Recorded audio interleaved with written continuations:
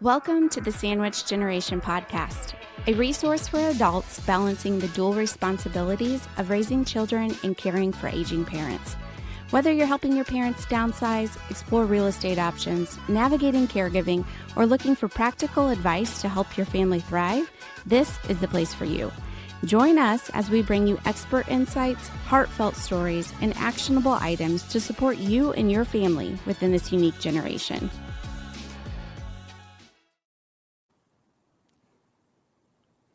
Hello. Hey, greetings from Milwaukee. Yeah, we were just talking about how cold it is there and here in Indiana. The Arctic blast has come down and it is about 40 degrees below with our wind chill here. So how do you get outside, Michelle? Do you just want to stay inside all the time? That's how I feel. I definitely think on a day like today, I've gravitated towards more of the in-home projects. I saw a thing the other day. It was a lady, some reel or something on social media, and she was like, I have come to the age where if the temperature outside is lower than my actual age, I'll be inside. And I was like, I kind of like that, actually. That's quick metric. Yeah. That's really funny. Well, we were just chatting about how cold it is, how we're trying to stay healthy, which I think we're going to talk more about that in our conversation with you today. But first, let's start out with some just basic introductions. And we'll start with you, Michelle. All right. Well, first of all, it's a great pleasure to be here with both of you. And Lisa, I've had the pleasure of getting to know you, obviously, through our shared journey and adventure at the IU Hoosier Champion. Hey, before we end today, we have to do the chant because little known fact, Sara was born and raised in Bloomington, so she's a Hoosier at heart. Yeah, and I'm representing the red and everything. So we'll have awesome. This is such a proud time for Hoosier Nation. It actually also really, I think, dovetails into what we'll talk about today, which is how do you be successful over the long haul and really have an internal strategy that helps maximize potential. But Lisa, it was so great to meet you in our journey at IU's Kelley School of Business. And I know that we have had so much opportunity to engage throughout the program, and our overlapping interests have been such a passion in serving older adults and then also their kids. And so one of the things that I'm really excited about is, as a neuropsychologist and author, I focus on brain health and maximizing cognitive function, but also all of the things that are ripple effects from that. So thinking about independence, thinking about positive quality of life and joy, flow, the things that our brains naturally allow us to do. And so when we really positively impact cognitive function, we impact all of those other really high level priorities in life. So it's very fulfilling to be focused on that. And I wrote a book called High-Octane Brain, 5 science-based steps to sharpen your memory and reduce your risk of Alzheimer's. And that has been the catalyst for a number of applications of that science in a variety of different areas. So I'm excited to share this with your listeners and get into a discussion as it relates to all of us and how we can all think about maximizing our cognitive trajectory. Yeah, one of my follow-up questions you touched on, I was going to mention our Kelley School of Business connection and kind of say, it might be surprising that a neuropsychologist would bridge business with that area of study, and you kind of touched on it just now with your book and your other things that you're working on. So it's great. Yeah, it's exciting because business is a reservoir of opportunity to scale science, and by using the tools at our disposal, we can really spread this great information, and your podcast is one of those great tools too. And speaking of which, how did you get, so I love that we kind of we're completely different, Sara and you, and I are completely different in terms of how we're serving seniors. Sara even has a background that I'm sure she'll talk about a little bit in the podcast before where she is now. But it's just fun that we're both serving the same kind of customer and our passion for seniors. So how did you have a moment where you were like, this is what I'm going to do? That's such a great question, because there is a moment that is really crystallized in my mind. And it's interesting. I have a 13-year-old daughter, and I was about 14 when my moment occurred. And so it's interesting to see her approaching that age and to think about how structuring her environment can be so crucial in her trajectory. But I was 14 and I was going to visit my great aunt at a nursing home.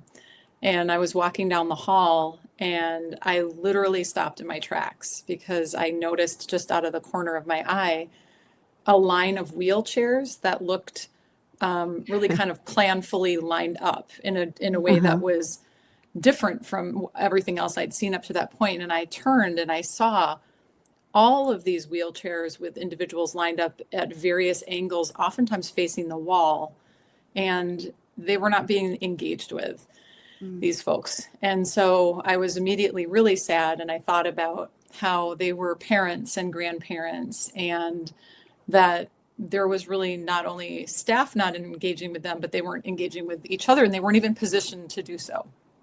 It was just a sense that already there was almost just the way they were physically set up did not allow them to do that. It was almost as if an assumption was made about their willingness or their desire to do that. And I just remembered feeling really sad about that and thinking to myself, as much as a 14-year-old can think these things, but it seems like it was a real thought as I think back, which is that I would love to work with older adults. I want to advocate and help open up the eyes of others into the rich abilities and stories and gifts that they can provide. And so after that, I visited my great aunt that same day. And the fact that I was going to visit my great aunt at a nursing home at 14 probably also tells you I was already interested in older adults as a teenager, taking time to do that. So at any rate, it really was in my teenage years that I had this catalyst and a synthesis of that desire. And I always really liked the healthcare setting too. And so I wanted to do something in particular with healthcare. How emotionally mature at the ripe old age of 13 and 14. Yeah. Yeah. Gosh, How about you guys? What were your moments? Well, I'll let you go, Sara. Yeah. Well, I mean, I kind of had a similar experience when I was younger. I had a great grandpa that was in a nursing home, and I remember visiting him, and it was just always kind of sad and depressing. And I remember thinking at that age, like, why does it have to be sad and depressing? But I actually, while I was in college, started working in an outpatient physical therapy clinic. And a lot of the folks that would come in were knee replacements, hip replacements.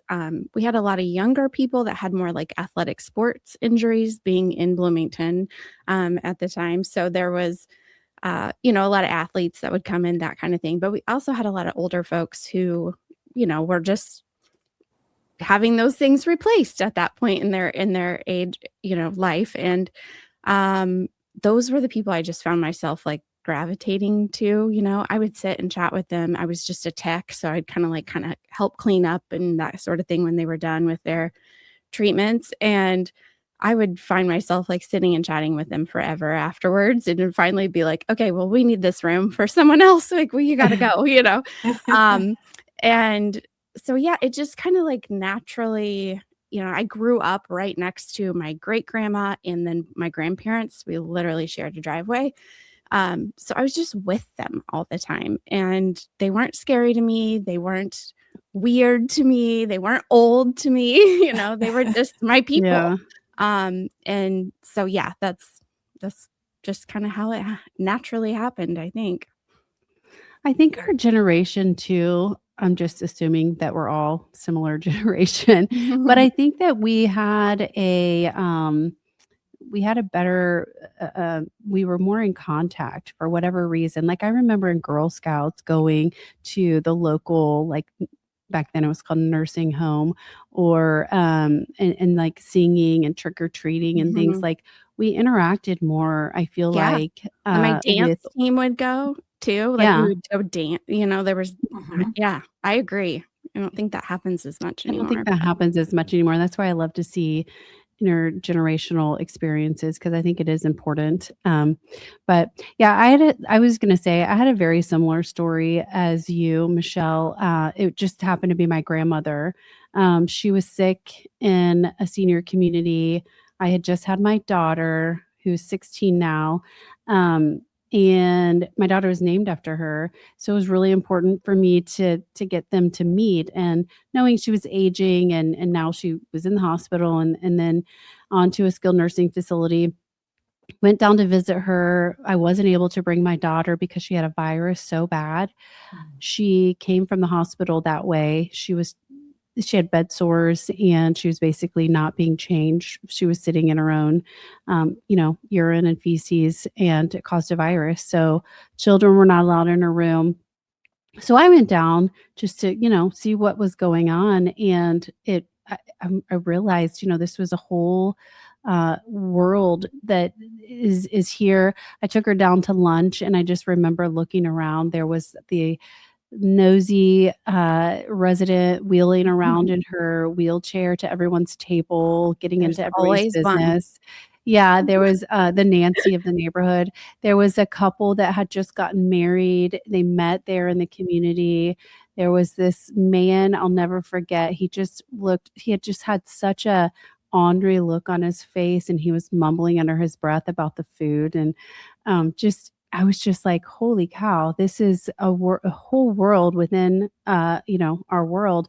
And just inadvertently, I didn't know what I was doing at the time, but started advocating for my grandma and telling my dad, you need to get on the workers here, the team here, and make sure they're changing her and look at her and make sure they're cleaning her wounds and everything, which is really uncomfortable, I'd say for everybody. But I had a moment with my grandma where I know that she was grateful I was advocating for her because she couldn't for herself. Fast forward, my daughter did get to go down and see her eventually. And then she died a week later. So it was almost as if she was specifically waiting to meet Helen. And yeah, after that, I had a coach that mentioned, working in this area of real estate to me and was developing a course. I took her course, and then the rest is history, as they say. So yeah, that was 2000. Well, 2000. She was 2010. So. What a beautiful legacy, though, that your daughter is named after her. And she lives on. She got to meet her, and that's so fantastic. But it sounds like she won't remember, but yeah. Yeah. The three of us seem united in the experience of having had a loved one who was an older adult and who we had such a great connection with, and wanting more for them and for those around them. Yeah. And I think, just in seeing your book, that, the High-Octane Brain and what you do and what you're focused on, it is something that I saw every day working in a senior community that I worked in for many, many years, where the families and, the spouses sometimes just start to, it's scary for them. It's overwhelming. They don't know how to respond to these changes that are happening. And so I would just love to hear kind of from you what what are the things that, as the sandwich generation, they're often dealing with parents that are aging. What are some of those things that aren't just normal aging things that we see, but some things, maybe some tips or red flags, I guess you could say, that we should be aware of, that maybe something else is going on? That's such an important question, because all of us, by virtue of being human, experience what I call brain blips every day. The average adult has about 6 times when they can't think of the word that they want to say in a given day. And we're aware of those. And it happens even in kids, word finding difficulties. And so this is just a part of having a brain, which is not always going to be 100% able to focus on everything at once. So it's such an important question, because the question really is, at what level do we start to become concerned about those blips? And so I like to define the buckets of blips versus non-blips. And so blips, which are pretty common, again, are word finding difficulties, maybe someone forgetting why they walked into a room, maybe forgetting where they parked their car, maybe forgetting where they so put glad these are just blips. They're just blips, yeah. Maybe forgetting where they put an item that is used frequently. So the common suspects are keys, glasses, wallets, purses, things that are often with us. And so maybe if a person just met someone else, they might forget the person's name who they just met if they weren't fully paying attention and rehearsing it. So those blips are pretty common. When we start to be more concerned is when we see three things. The first is when we see a pattern of worsening memory over time. It's not just one day someone is having a challenge and then they kind of bounce back to their baseline again. And it could be potentially related to sleep or stress. It's a pattern where the loved ones often notice that the functions and the independence perhaps that the person had is not as able to be upheld. And so how the person often experiences it at those early stages is they'll often say it's more effortful for them to do the things that they used to do cognitively. And in some cases, they may not have awareness fully of the things they might be forgetting. So the first piece is a pattern of worsening memory. And secondly, that does not appear to be explained by other factors that we know can compromise memory. The third is that I always check with loved ones. In fact, when we do neuropsychological assessments, we always have an informant come in, a loved one who can share their observations. And so it is really that community, so the sandwich generation, other family members, that really oftentimes are the first folks to recognize that this is different. Mom or dad is a little bit different. And oftentimes one of the individuals who I see most frequently is a child of the person who's coming in to see me as a patient. And their question is exactly what you were asking, Sara, which is, we know that memory changes with age. Is this normal change or not? And that's where the neuropsychological tests then can come in and can really provide uniquely helpful quantitative information that helps us understand how the different regions of the brain are working. And it's really our only tool to do that. You can't really detect that on a neuroimaging scan unless someone has significant impairment. And so it's a really nice functional measure that gives us a very good idea of not only the areas that may be a challenge, but importantly, the areas we can leverage that are strengths. And that whole process of creating a strength-based, tailored process to move forward and maximize memory is really important. So it really starts with those three observations and then oftentimes leads into more inquiry with an assessment. Nice. Oh, wow. I'm taking in what you're saying. There's so many questions, and I know we're not going to get through all of them. Well, it's fitting that obviously the child is someone who might start to notice because we are on the Sandwich Generation podcast. So that is our audience, is typically adult children. But you touched on something. I saw it on your website too. By the way, I bought your book on Audible and I bought the hard copy. So maybe I'll see you at another event and I'll get an autographed copy of my book by Dr. Michelle Braun. I'd be honored. Well, yeah. So I saw on your website, Alzheimer's can be developing for, what was it, like 30 years? That's crazy. Right. So that you just hit on one of the most influential pivots for motivating people to engage in brain health, which is upending the myth that memory problems are just happening later in life. And in fact, to your point, they're often percolating when we think about Alzheimer's disease in particular for decades prior to those symptoms being noticeable. And so our greatest runway, or our greatest ability to inflect a significant change in our cognitive trajectories that we are all on, is proactive engagement in strategies that we know significantly minimize the risk of Alzheimer's, meaning sometimes back up the onset by a decade or more, sometimes lower risk by 80% or more. So these are significantly impactful strategies. Wow. And have you seen you said to stop the what was the 80% percentage? So if you data point, if you look up, if you aggregate multiple studies and look at the impact, a lot of times when people are doing the lifestyle factors consistently over time, you can see a reduction in the incidence of Alzheimer's by 80% or more in individuals who are consistently engaged in lifestyle factors. That's wild. It's really wild. And sometimes you can see a pushback and delay essentially of the diagnosis itself by a decade, sometimes almost 2 decades. So essentially, even if you can't completely prevent it, there are strategies that we know can often, for most people, significantly buy time without the symptoms.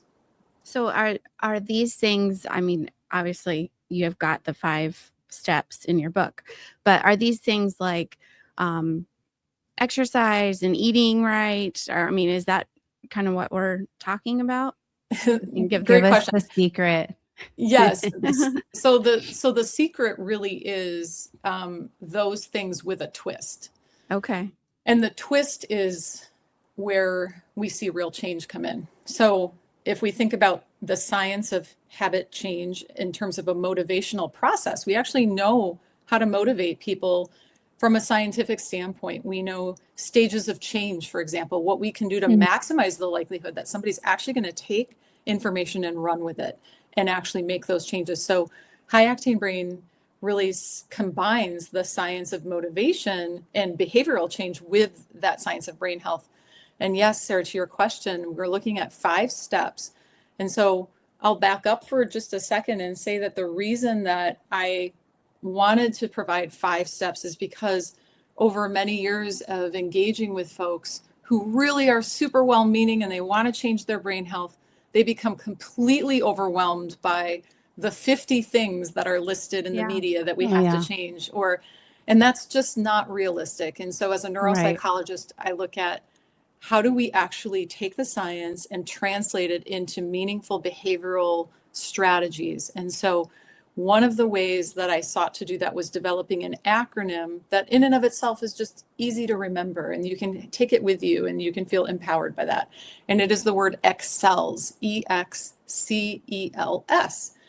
And so to your point, the EX portion, and these are ranked, by the way, these 5 different factors within the acronym by the level of ability they have from strongest to weakest at the state of the science right now, at least, to impact that cognitive trajectory. So the EX is for cardiovascular exercise, and there's a lot of ways we refer to it and help people understand how that impacts the brain specifically. C is for consuming healthy foods, where we talk a lot about the mind diet, but then in that there's a whole deep reservoir of ways we refer to food and how people can make those changes. E is for engage and learn, which is not only cognitive engagement. We think about the things we hear about, right? Sudoku, crosswords, all of those things. People are surprised to know that that's really more of a 3rd step. And that there is no holy grail cognitive exercise. You can follow another acronym that will give you what you need. L is for lowering stress, and then S is for sleep. So within each of those 5, we have a beautiful opportunity to think about the links. I recognized your emoji. Did you see that bubble pop up? Yeah. Oh. I don't know how or why we have that on or how to turn it off. So we're just going to keep it moving. Awesome. Sorry. It is a good thumbs up though. Yeah. Okay. Yeah, it is. Yeah. AI is listening to us. I was going to, yeah. And I think, obviously, if you are a son or a daughter and you have a parent that has cognitive decline and you're seeing that struggle, I think it's natural to want to, well, what can I do to make sure I'm not dealing with this, or, lessen the impact that it might have on your own kids. So I think we're all just trying to absorb as much information on that as we can so that we're doing those things to be proactive. And like you said, 10 years, if you can decrease those things happening by 10 years, 20 years, that's huge. Yeah, that's a huge chunk of time, So, I love that there's just more and more research and ways we can do that. Yeah. I had a question about the, 30 years is a lot of time. So, in theory, like, and I know Sarah's seen this too. I've seen people in their early 50s in senior communities not able to live on their own because of Alzheimer's. So 40s even. I've had early onset patients back in the day, and that was, some of them 40. So sad. The earliest was like 43. So when you say it could be developing for decades, are there things that we could see, or we just trust the science to know it's developing behind the scenes, and these are the daily habits, the XLs that we just need to put into place to, if something is developing under the surface that we can't necessarily see yet because we're 20 something, is there something that, Yeah, that's a great question. So it's typically not observable until it reaches a threshold where it starts to impact daily cognitive functioning. And by that time, it's typically been percolating silently, typically for decades. For so most it's just people. there. Okay. It's there, and you can detect it through some measures that are still evolving, but they essentially involve the detection of a couple of substances called amyloid and tau, particularly beta amyloid, which is a substance that oftentimes aggregates in the brain in the context of Alzheimer's disease.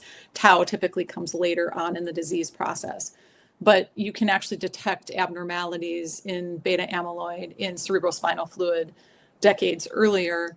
That does not, the shift here, and it's getting into the weeds of the science, is that does not always indicate that somebody will develop Alzheimer's related symptoms. There's an increased risk that they will. And so you can detect it at a chemical level, but it is not something that oftentimes people will see in their 20s, 30s, 40s, for most people, even in their 50s, even in their 60s, for most people. It typically onsets later. Yeah, and what 20-year-old is going to be thinking about this? Not many, right? Well, interestingly, this is fascinating. That's such an interesting sort of almost like opening up a new world since COVID in my practice, which is fascinating. So since COVID, we've had about triple to quadruple the number of young adults coming in with cognitive challenges, not necessarily because of the COVID-19 virus, but partially because of the social isolation, the way that our media has shifted since COVID to really focus a lot more on mental health and a lot more on cognitive health. So for the first time in the US Census, most recently, adults 18 and older were saying that they were very concerned about their cognitive function. And I think part of that is because people are recognizing that when we think about cognitive function, we're thinking about much more than memory.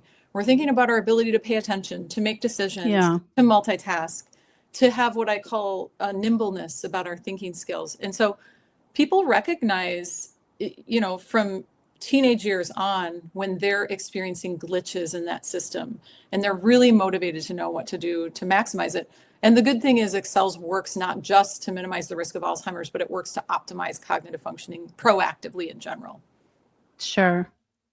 Wow. I mean, that's really interesting to think about. And I think the isolation, just not having that engagement, that mental stimulation, it probably, plus some people probably have that trauma response to it also, where they were like, I just want to block those years out of my brain. I don't want to think about any of that. That's really interesting. As much as I love staying at home, even on these freezing cold days, we are humans meant for community, not for isolation. Yeah. It goes back to what we even started with, I think, which is how siloed the world has become in many ways, how as part of the sandwich generation, in many ways, the way that we can be proactive and helpful is encouraging those intergenerational opportunities and having there be more of a focus on in-person engagement, because I don't think any science really ever could have predicted the amount of ripple effect we would see from COVID, not just in the older adults who were unfortunately dying at record rates in their assisted living facilities and nursing homes, but on the kids that we see. So I have, in this last 3 weeks of my practice, I've probably seen about a dozen young adults in their 20s, and they had to live through COVID and they missed school because of it. And then things went online. I saw a young adult just a couple of days ago who went to college all online. And this is a leading university too.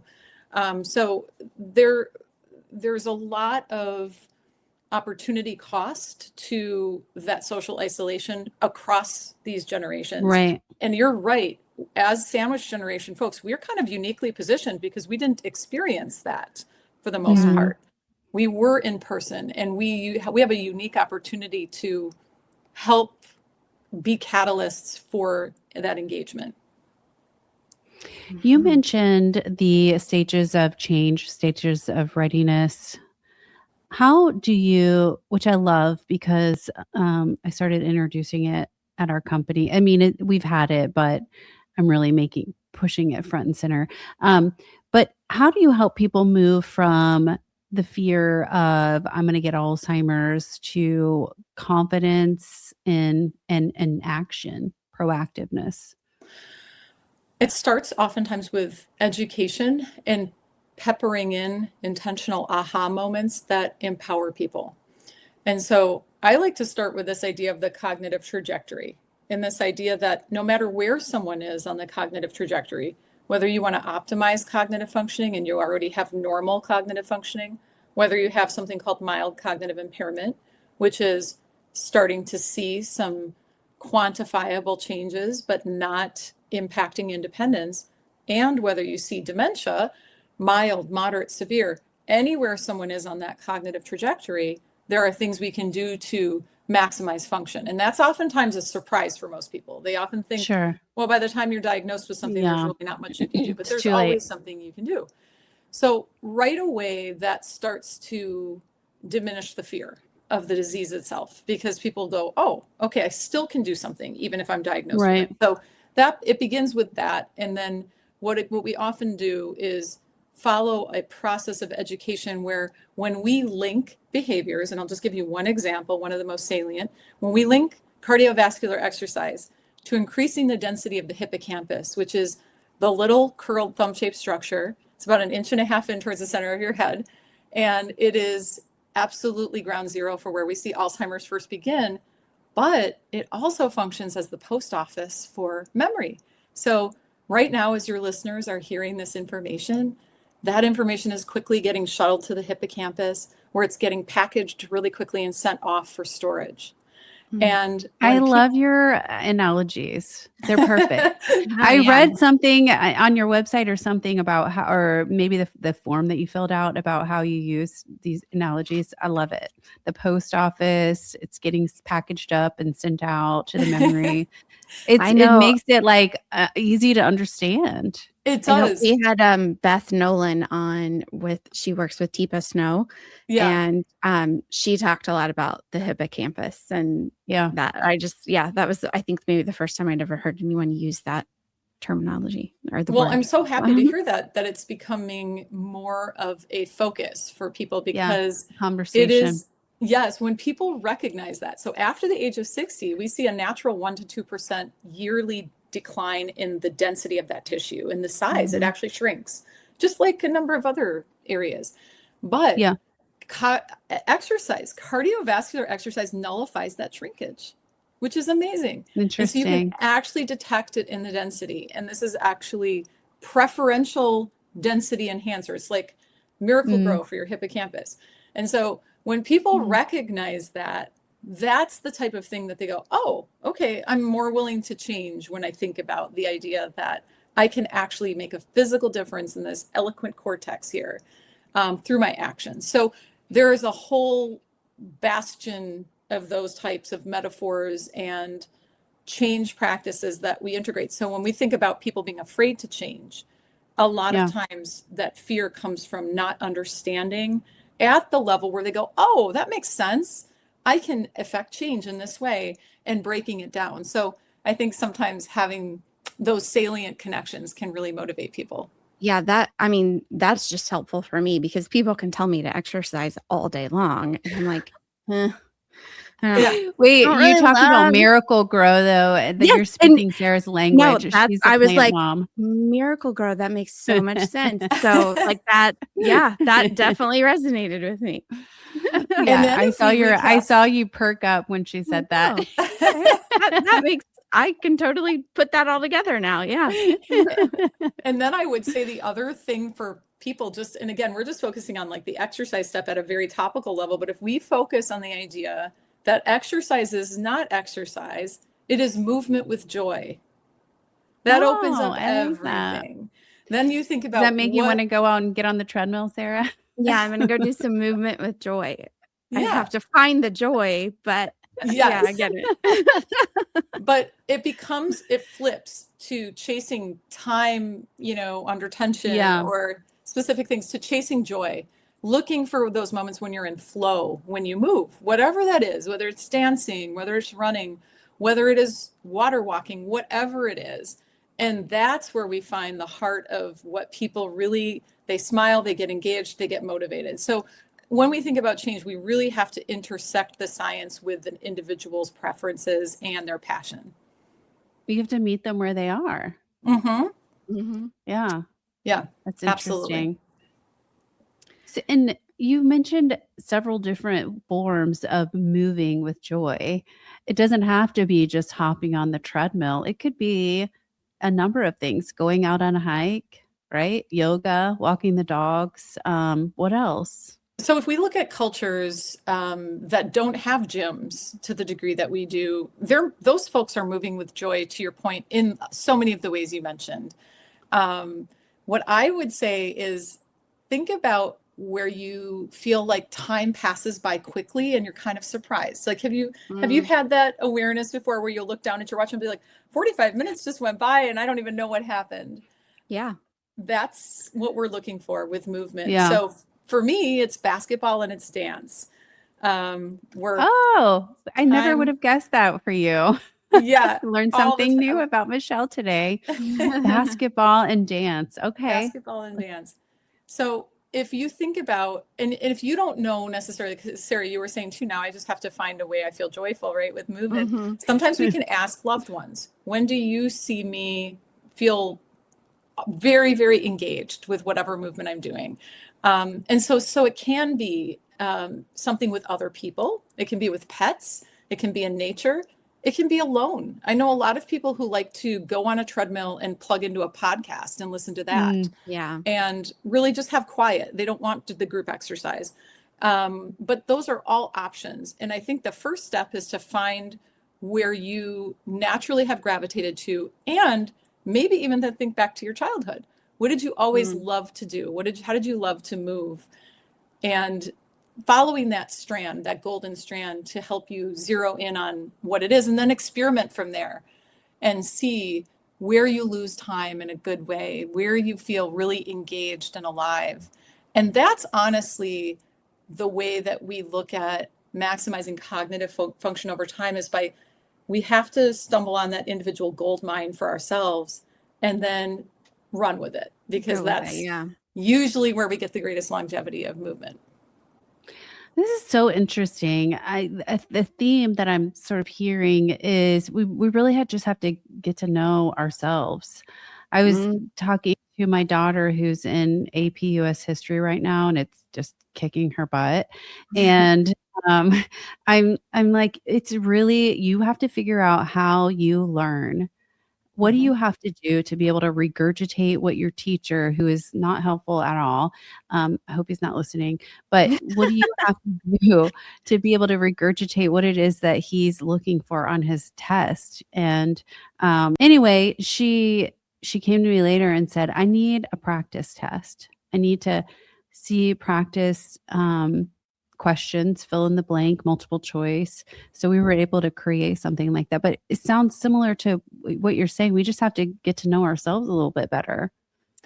Yeah, I agree. I think it's a combination of understanding basic scientific principles with how we learn, and then connecting that, to your point, to the way an individual learns best.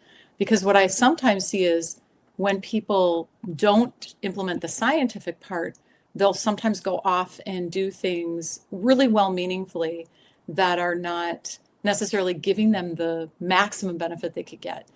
So they might use a study method, for example, that is actually overtaxing their system versus being strategic. But yes, absolutely. How do you learn best? And what beyond the cognitive components creates that final optimal pathway for learning? So is it a quiet environment? Is it learning with others? Is it reviewing in a visual capacity? Is it metaphor? Is it a drawing? Whatever it might be, I think really honing in on that is helpful. I think we too, I mean, you guys know, as moms, we tend to put what we find joy in and what we want to do kind of on the back burner, and you end up, doing the kid whatever they're needing to do. And you hear women all the time that once their kids are kind of grown and they've raised them, they're like, I have to figure out me again and what I enjoy and what I find joy in. Absolutely. And so I think a lot of it is that too. Like, don't just do because it's easy and convenient because, your kids are at practice and you can walk around the track. Like, okay, do that. But is it really benefiting you on a whole, as a whole, like not just the physical part of it, but the mental aspect, the spiritual aspect, like all of that stuff? I think we lose ourselves sometimes and just need to get back to what actually resonates. Yeah, I was just lecturing a client yesterday. Not lecturing, but I was just trying to encourage her, like, you need to take care of yourself. Her kids are grown adults, and she's still, causing herself to be short and stressed because she's taking care of these adult children. And I'm like, and Helen was sitting right next to me. I'm glad she heard it, because I'm like, because they're depending on you for all this stuff, because you just keep giving. So what happens when you have no more to give? So do you guys want to do a quick exercise, and maybe listeners do too, that I use a lot for this? Yeah, let's do it. Okay. So I want you to close your eyes, and I want you to cast your vision out to January of 2027, so a year from now. And I want you to think of your ideal future self. Imagine how you look. Imagine something you're doing that brings you great joy. So it could be something active, or it could be something that is quiet. Whatever it is that really connects with your heart and your soul. And I want you to kind of pan back from that vision and look at yourself, observe yourself in that happy, joyful state, and think about how you look. Notice your appearance. Notice the general vibe of your essence at that time, how you're exuding that emotion. And just take a snapshot of that, just almost like a click of a picture. And that is really this embodiment of where you're headed, ideally. And if we can open our eyes, we can I often was take getting ready to say, more. can we open our eyes yet? Yeah, we can open our eyes. We can take our time going into that and adding sensation, like what are the smells? What are the ways we bring it alive in a sensory way? But if we think about that, and we think about the fact that brain health and emotional health is that necessary bridge to get us there, it brings to mind what both of you are saying, that in order to get to that, we can't short shrift the pieces, the building blocks that would get us there at the expense of others, and taking care of their needs. And in fact, if we think about the idea that we want to be good moms and good daughters, and that sandwich generation positioning is something that we want for ourselves, we know in our heart of hearts that to do that effectively, even when our kids go away someday, that we have to have taken care of ourselves and be at our best. And so sometimes we get to that idea of like taking self-care through, why is self-care important? Not just for ourselves, but also for how we can be there for others. So that's an example that can motivate us. That was fun. I was laying on the beach I was gonna drinking say, I a was drink out of a warm. coconut. Yeah, I the was gonna sun say. was just shining down on me. I want to go back there. I know. And like, Anytime. so apparently in January 2027, I'm going to be somewhere warm, because I definitely envisioned myself not here in Indiana. Beautiful. I think it's the context. It's nice. freezing, and every day is like you got to bundle up in a snowsuit basically just to go outside. Your boogers freeze, everything freezes. Yeah. Oh, yeah, that was fun. And I did see you have a quiz that you can take on your website too, I believe.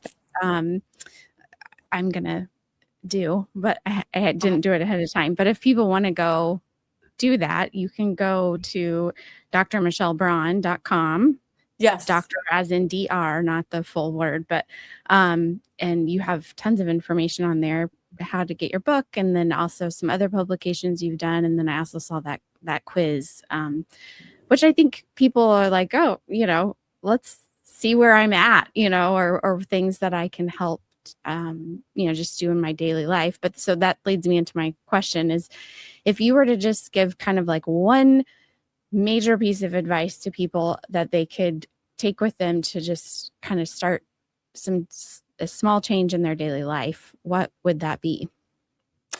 Wait, is that the right drmichellebraun.com, right? Yes. You see that? Okay. Yeah. It is. I did that on the fly. I was trying to put a little banner down here. Totally did that. There we go. drmichellebraun.com is where we can find the quiz, your book. I saw you have a media page. Yes, that is the space, and I love providing resources. So if there's anything that you see there that piques your interest, that you want more information on, there's also a little page where you can reach out to. So let me know. Yeah. Sweet. But I love that question of where do we go from here? How do we really think about moving forward? And I really think about leverage and impact with that question. What is the one piece of engagement that we can take with us today and start today that is going to pay the biggest level of dividend in the future? And in my opinion, it is detecting our movement with joy. And there are so many other things that spring from it. I call it, if we find movement with joy, we essentially set ourselves up to have what I refer to as a brain health home run. Because you not only get the benefit of the hippocampal density increase, but oftentimes in the clinic, exercise or movement with joy is our number one strategy for maximizing mood when someone comes in and is feeling depressed or anxious. It outperforms antidepressants and anti-anxiety medication wildly. You also see better sleep. So there we are. So we started on first base with our increased density of the hippocampus, second base with having that enhanced emotional engagement. Third base is increased sleep and also quality of sleep. In fact, that's a little hidden gem we use in the clinic a lot. When people say they can't sleep, we have them up their movement with joy. And a lot of times they'll come back and say they're just sleeping much more soundly. And then coming in, rounding over to home plate, we also see just increased cardiovascular health overall, which helps minimize vascular risk factors that are a leading cause of Alzheimer's disease. So oftentimes blood pressure, cholesterol, and blood sugar levels improve. So if there's one thing that really does serve as that linchpin that gives us the greatest mileage, it is finding that movement with joy, number one. And then number two, start where you are. Some people are so busy that they're not really engaging in movement with joy. And that's okay. That's the other thing. It's okay to not, research shows people can even start moving in their 90s for the first time and still get therapeutic benefits. So there's no judgment and no challenge with the idea that we're just starting. So start where you are. If you can get up to 22 minutes a day of moderate intensity movement with joy, you're hitting the 150-minute per week plateau, which is our goal for brain health. If you're a seasoned exerciser and can take that up to 300 minutes a week, that's great. We don't typically see significant enhanced cognitive benefit beyond that 300 minutes a week. But if you can start to do that piece, that is likely going to give you the greatest leverage across the board. That's great. It's Yeah, like it's you like a knew snowball. Sarah before we were here. You were speaking about Miracle-Gro and plants, and then you went to baseball. She has twin boys that play travel ball. Yeah, Awesome. it's great. I really, I can't say enough about how you pull in just analogies from everyday life, because it makes something that probably seems so complex to a lot of people. I mean, who goes around, besides you, of course, who goes around just talking about their brain all the time and the health of their hippocampus? Yes. So it really pulls it in and brings it kind of to real life. So I appreciate that. Oh, I appreciate wonderful. the analogies. Yeah. Absolutely. So that was our one thing. We talked about where listeners can find your book and learn more about your work. What else do we have? We have it's 12:55. Can we do kind of a lightning round where we ask you questions and you just fire off your faves? Sure. Yeah, that All sounds right. good. Okay, I just have a few. Coffee or tea? Ooh, tea. Oh. One daily habit you never skip for brain health. I always prioritize antioxidant consumption. Okay. That's good. A book other than your own that changed how you think. The Power of a Positive No. Ooh, who's the author of that? William I'm Ury. writing it down. William Gregory? William Ury, Ury. He was involved with the Harvard Negotiation Project. Ooh, okay. Really great book. We have it on recording. The Power of a Positive No. I have a book called The Best Yes, I think by Lisa TerKeurst, maybe. The Best Yes. Yes. Is that right? Did I get that right? I think, I know the book you're talking about. Well, this was really fun. It's always fun to see you. It's always awesome to see you too. And great to meet you, Sara. Yeah, it's nice to meet you as well. Thanks for all your great information. So yeah, I'm excited to check out your book. One time, Sara and we talked about doing some sort of book club or something, and this would be a good one to start on. Or we remember when we did that podcast, we were talking about our favorite books. Yeah, this would be one to start on. So yeah, that would be awesome. Yeah, it would be great because it will help empower people across the generations too. So yeah, absolutely. Well, we're going to play our outro here and then we'll meet back here. But thank you so much, Michelle, for your time. And we hope that listeners do visit your website and check out the quiz and all the resources there. That would be fantastic. Thank you. Yes.